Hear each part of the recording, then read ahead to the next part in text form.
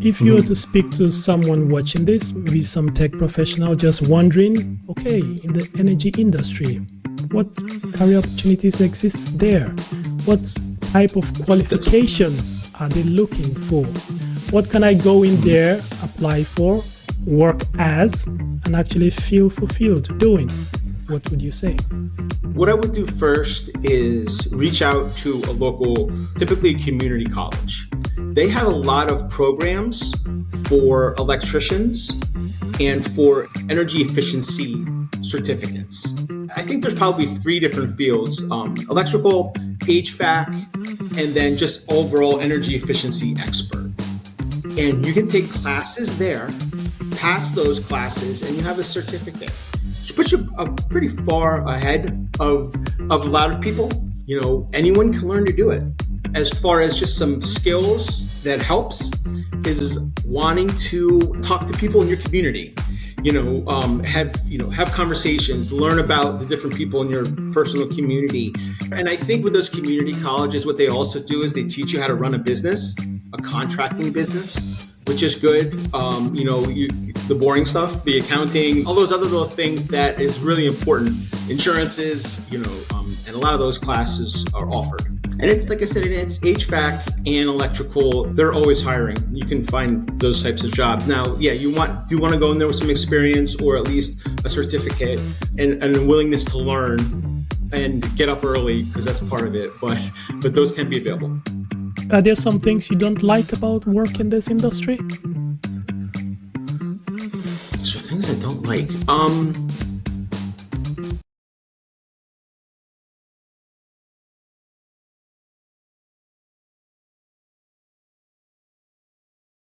Hello, Jeremiah. How are you today? Hello. I'm doing great. How are you? I'm okay. Great.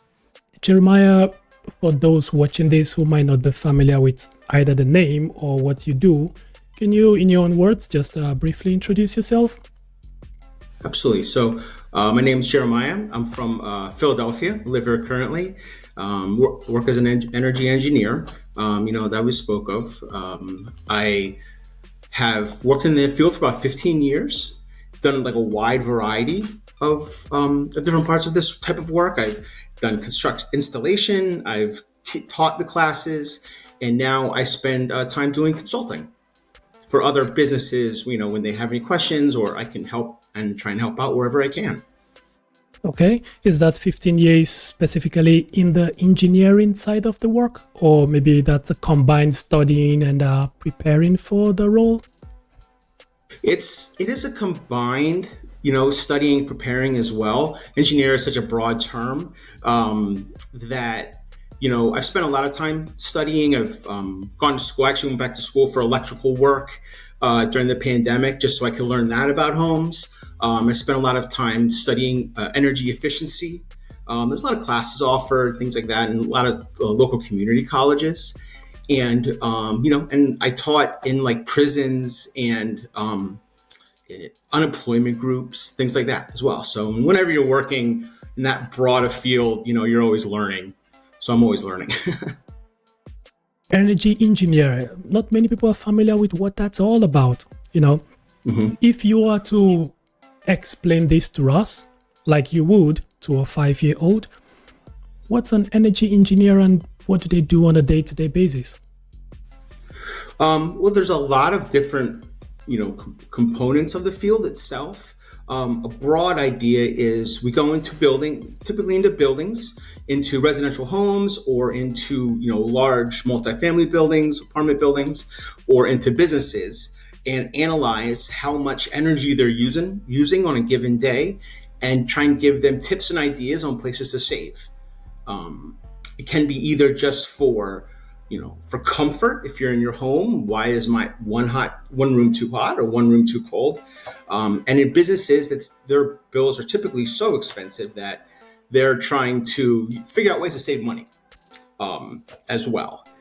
Sometimes, also comes into this is safety, carbon monoxide and natural gas, all that stuff burning. We want to make sure that the buildings that we're going into are safe and that anybody that goes in isn't going to be exposed to anything harmful.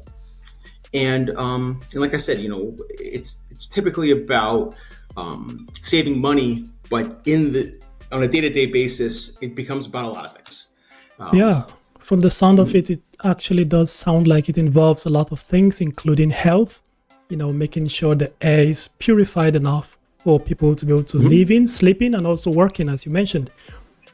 Right. How does that really look like? I want to understand do you have your own company, or you work as a part of a company, and people looking for these services, they reach out to your company, and then you maybe go and perform a first information gathering session with them to see how you can add value.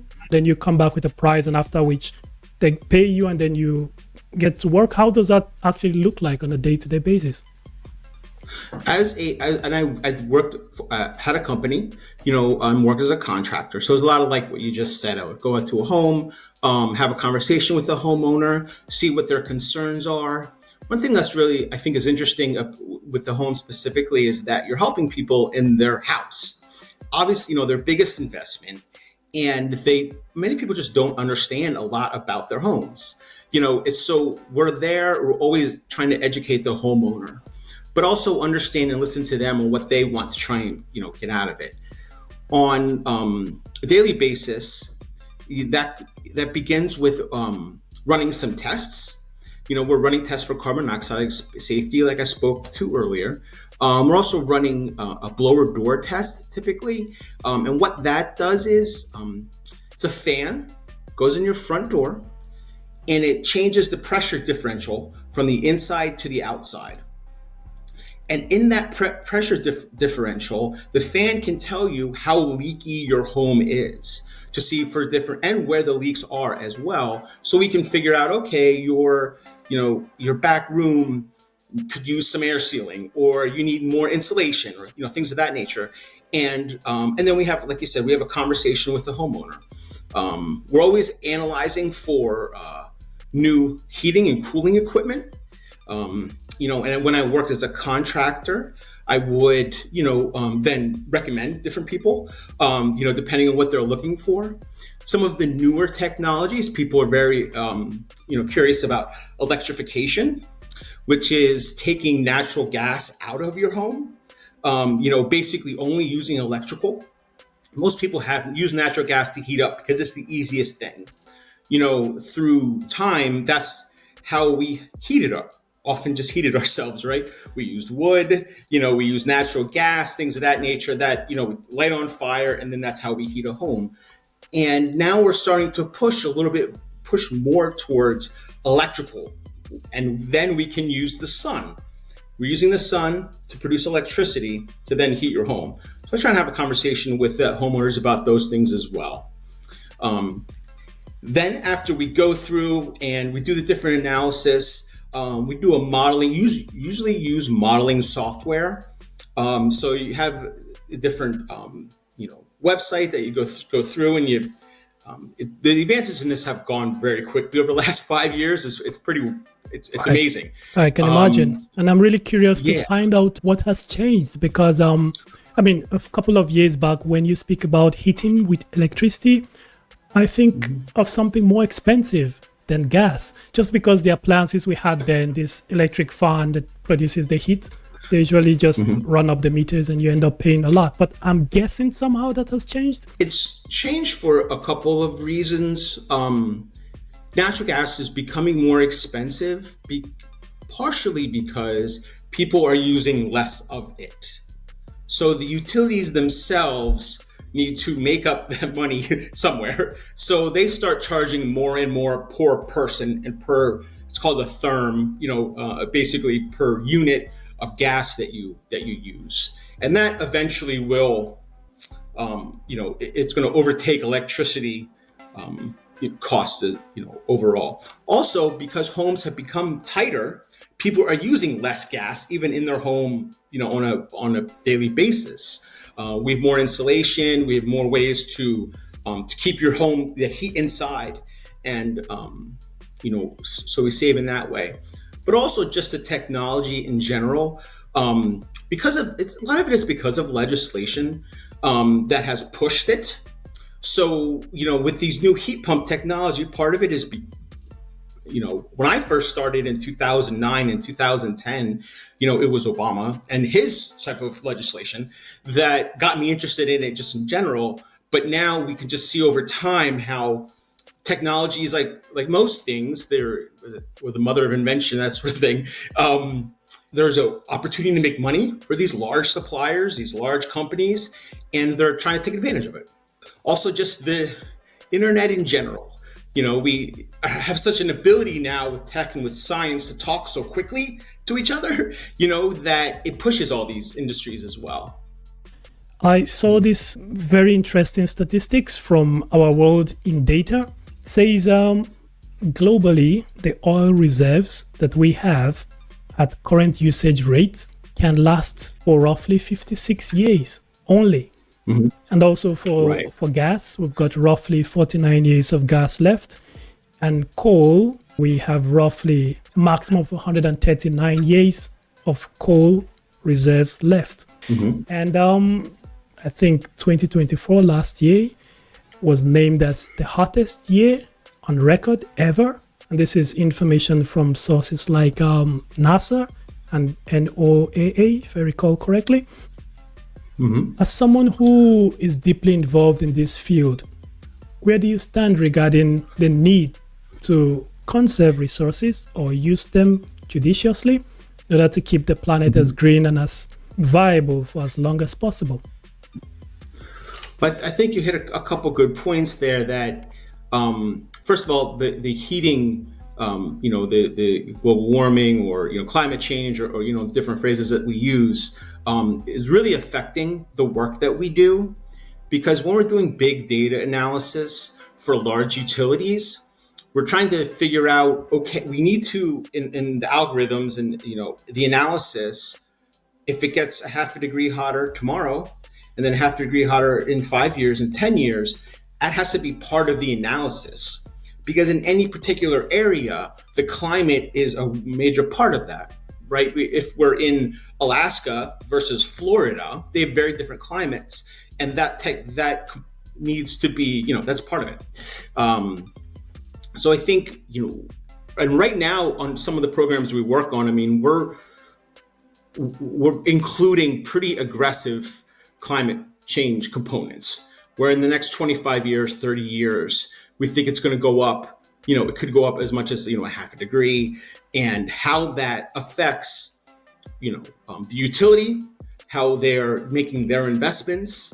It's important to remember, and that's just from the technical standpoint, the money standpoint, not just how we are personally living. One thing I've noticed with, gas and natural gas, as a person that's gone into people's homes where you see, I've definitely been in people's homes where their furnace isn't working properly and they have carbon monoxide issues in their house. It can be very scary. So, also just on a personal level, understanding that the less natural gas we have and the less oil we use, the safer you can be, not in addition to the climate component. And then as far as those 49, 56 years, I think that, as much as electric cars have become more popular, they're still far behind, any sort of gas car. And I think, we need to remember that, obviously when you're buying your own car, but if it lasts that long, we will see, I guess is kind of what I'm saying. I don't even know if it's going to last that long. There are quite a lot of people who are not really concerned about conserving natural resources, or they do not see it as something that should be taken as seriously as it is being portrayed in the mainstream media today. Right. If you were to say something to these people as someone who is involved in this field, is there some information you would want to share? Well, I think in your personal life, if we had less oil and natural gas, the air will be cleaner. It's not burning into the air. The air will just be cleaner and better. And it's going to, over time, even asthma, things like that, which is I've definitely met people that have had, because of natural gas issues, they have asthma, or, air quality is a big part of it for me. So I would say, consider that as well. It's not just, your Makes grandkids. sense. It is your grandkids too, but it's also it's the air quality part too. Makes sense. Jeremiah, you also wrote a book. The book is titled After Oil 2047. Mm-hmm. Firstly, what was the purpose? Why did you feel the need to write the book? I wanted to try and write a book. So most of the analysis and consulting that we do, we're planning for 2050, trying to phase it out.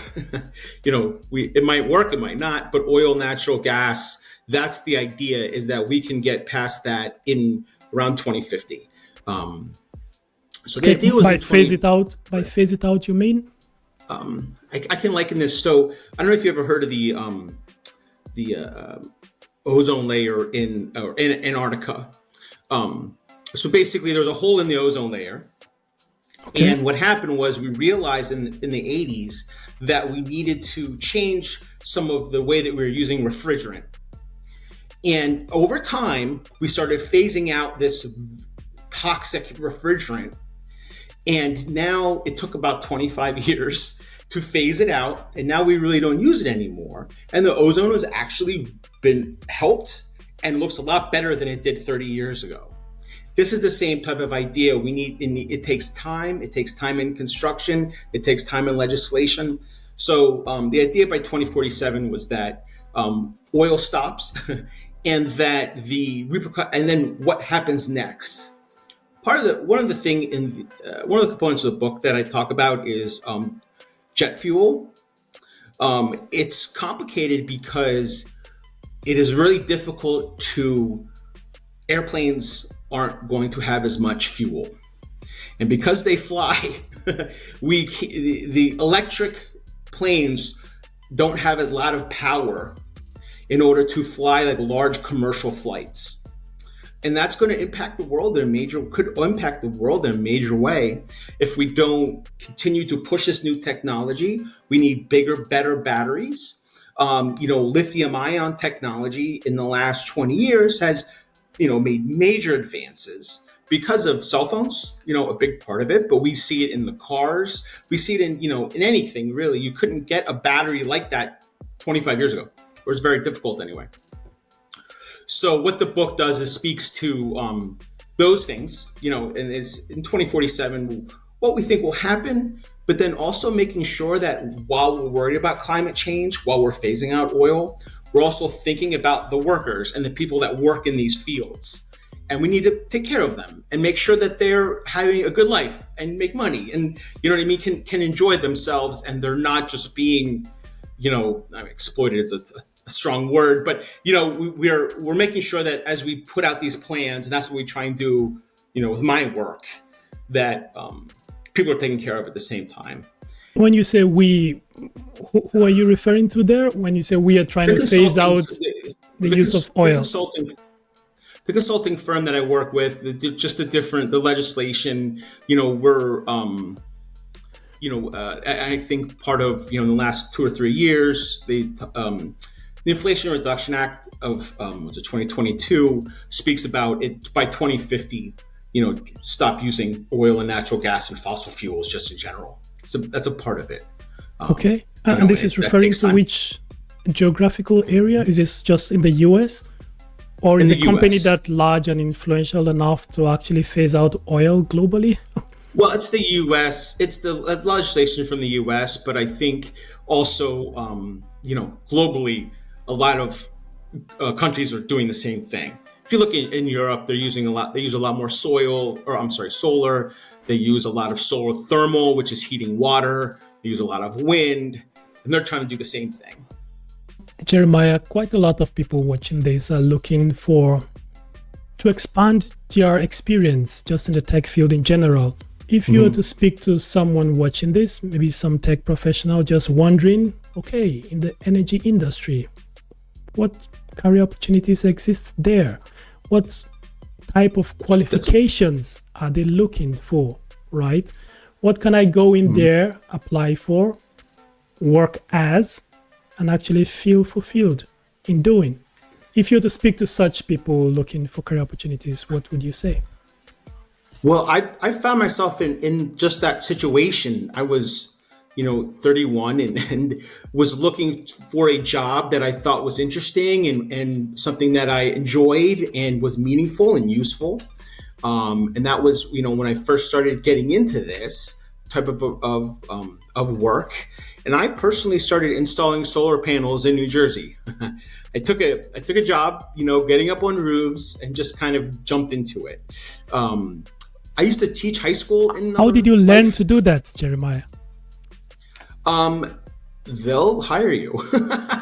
They hire you and teach you. Yeah, okay. Yeah, they hire you and teach you. There are other ways. There are in a lot of community colleges, there are electrical programs that will teach you this as well. You can also, if you want to work in electrical or HVAC, I think these are good, interesting trades and jobs that are not going away.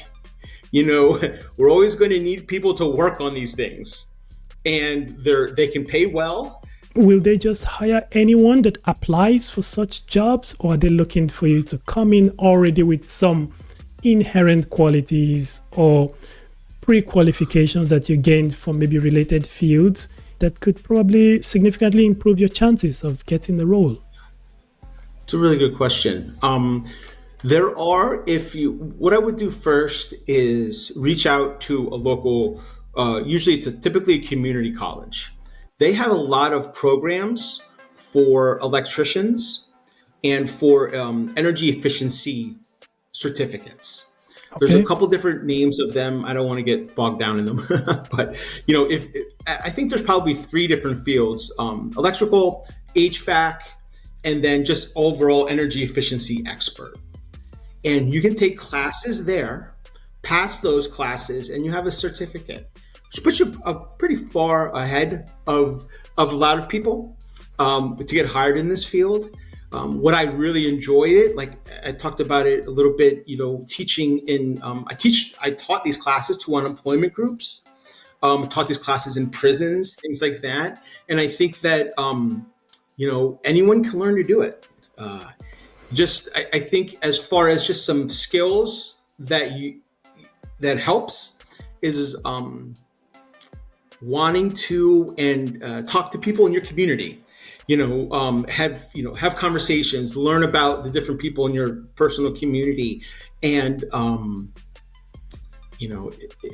I think that can be, a really good and interesting way. If you like doing that, like talking to people, this type of stuff is good. From there, and I think with those community colleges, what they also do is they teach you how to run a business, a contracting business, which is good. The boring stuff, the accounting, all those other little things that is really important. Insurances, and a lot of those classes are offered. Yeah. And like I said, we're going to need more and more electricians as we move forward. Yeah, I'm getting the sense that electricians already have a very good first step in this field, have a very good chance of making it big in this particular field. Okay, I get it. Get a lot of pre-qualification certifications as much as you can from maybe community colleges. Get hired by a company that's already working in this energy industry and probably get the training within that company and get your feet wet that way. And then you can learn how to go and, install these solar panels and maybe just do the rest of the whole stuff that comes with that. Okay, so that's kind of the path they should follow. Okay, makes sense. And it's like I said, it's HVAC and electrical is they're always hiring. You can find those types of jobs. Now, yeah, do you want to go in there with some experience or at least a certificate, and a willingness to learn and get up early because that's part of it. But those can be available. Yeah. Are there some things you don't like about work in this industry? So things I don't like. I don't think that, not very much, to be honest. I mean, I really enjoy it. I'm a very lucky person. Maybe like Especially- being out in the sun too much or on rooftops. I don't know if that's involved in what you do. Okay, well, yeah, well, it is. Sometimes when it's very hot, it can be, very sunny at 2 o'clock in the afternoon or 3 o'clock. But it keeps me in shape, so there's a benefit to that too. Also, another layman question. I'm thinking, since this is a relatively new industry, does it make sense to say most of the revenue, the funding, comes from government programs?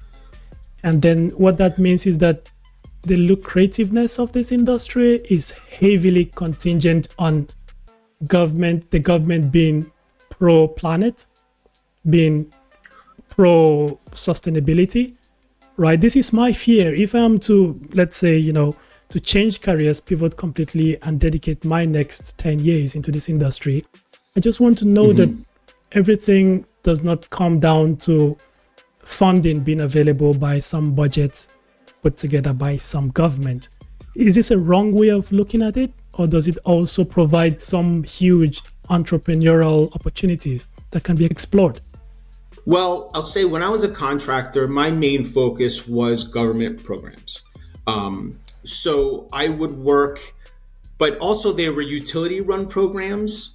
So when I owned my own business in Southern California, those programs weren't going away. They weren't as, yes, there is some, there can be some concern if you focus too much on federal programs.